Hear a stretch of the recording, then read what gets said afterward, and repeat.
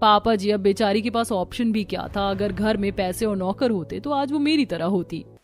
ये कहकर जिज्ञासा चली जाती है। बाकी सब छोटी बहू के हाथ का खाना खाकर खुश हो जाते हैं। कुछ देर बाद तेज बारिश शुरू हो जाती है तो अवंतिका जिज्ञासा को छत पर अचार पापड़ लाने को कहती है। तब जिज्ञासा, माँ जी, ये नौकरों वाला काम आप मुझसे मत करवाया करो। मैं नहीं जा रही बारिश में। आज तक बारिश में मैंने अपना एक बाल नहीं भीगने दिया और आप सोच रही मैं अचार पापड़ उठाने जाऊं? नो वे।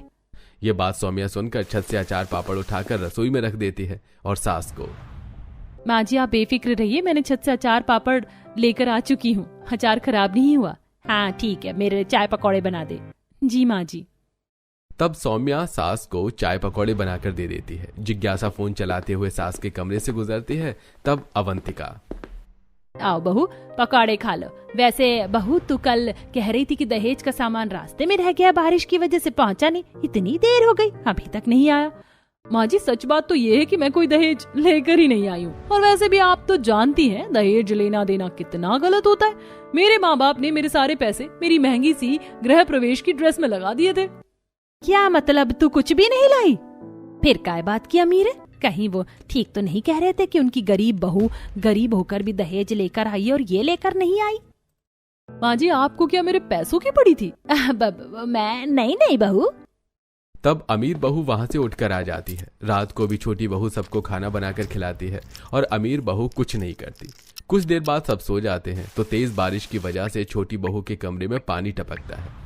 वो बाहर से बाल्टी लेने जाती है तो देखती है कि सास ससुर के कमरे में भी पानी टपकता है।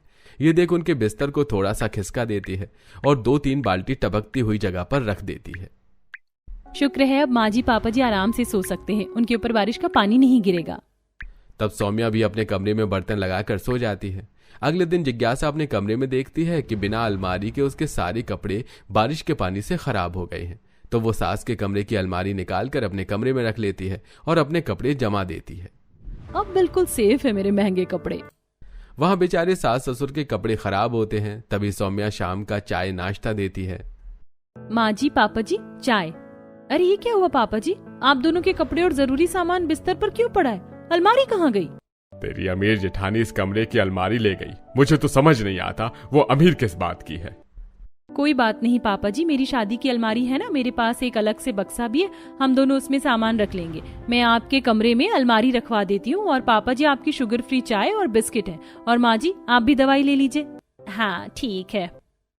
तब सौम्या अपने पति के साथ अपने कमरे की अलमारी सास ससुर के कमरे में रखवाती है और उसमें कपड़े भी अच्छे से जमा देती है। देख रही हो ना अवंतिका, तुम्हारी अमीर बहू ने हमारे साथ क्या